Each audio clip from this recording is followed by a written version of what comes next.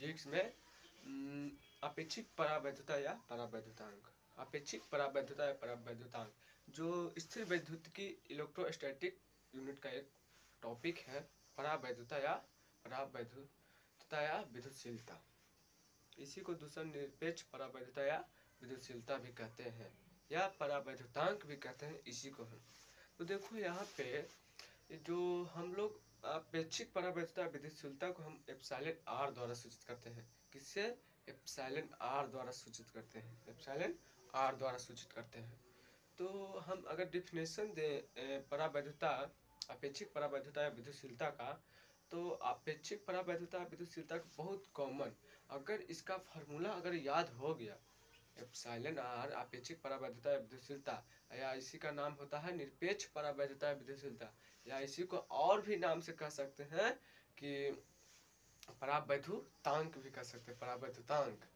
तो देखो अपेक्षिक परावैद्युता विद्युतशीलता को हम बता चुके हैं कि एप्सिलॉन आर द्वारा, अगर एप्सिलॉन आर द्वारा फार्मूला अगर याद रहा तो अपेक्षिक परावैद्युता विद्युतशीलता का डिफिनेशन बना सकते हो, खुद से बना सकते हो।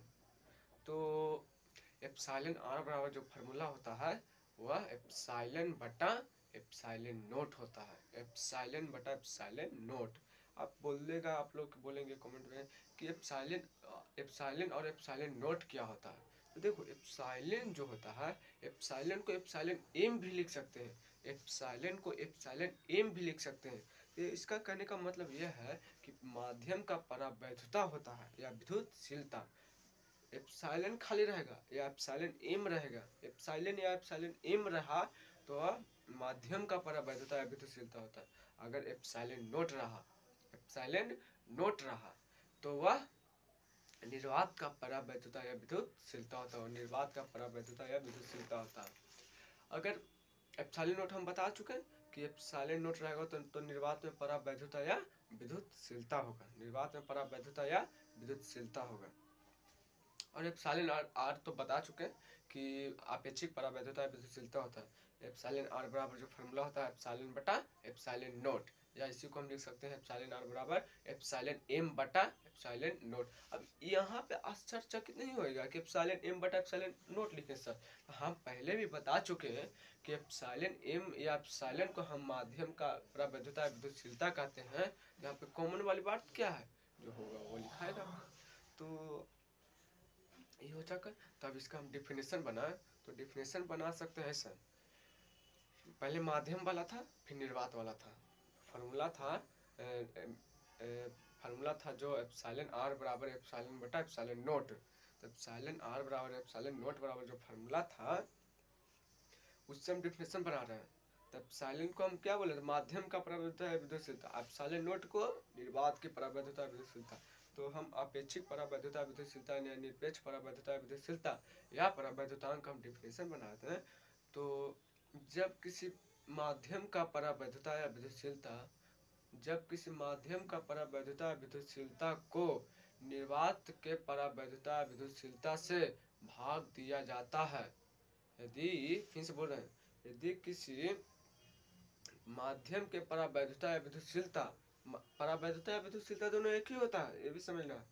जब किसी माध्यम का परावैद्युता या विद्युतशीलता, जब किसी माध्यम का परावैद्युता या विद्युतशीलता को, जब किसी माध्यम का परावैद्युता या विद्युतशीलता को निर्वात के परावैद्युता या विद्युतशीलता, निर्वात के परावैद्युता या विद्युतशीलता को भाग देने पर, माध्यम के परावैद्युता विद्युतशीलता को निर्वात के परावैद्युता विद्युतशीलता से भाग देने पर अपेक्षिक परावैद्युता या निरपेक्ष परावैद्युता या परावैद्युतांक कहते हैं, परावैद्युतांक कहते हैं। अगर इसमें और टॉपिक समझे, टॉपिक जो हम लोग टॉपिक समझते हैं, इसमें और टॉपिक समझे तो अपेक्षिक परावैद्युतांक, अपेक्षिक परावैद्युतांक को हम लोग परावैद्युतांक भी कहते हैं, जो हम लोग हेडिंग में डाले हैं।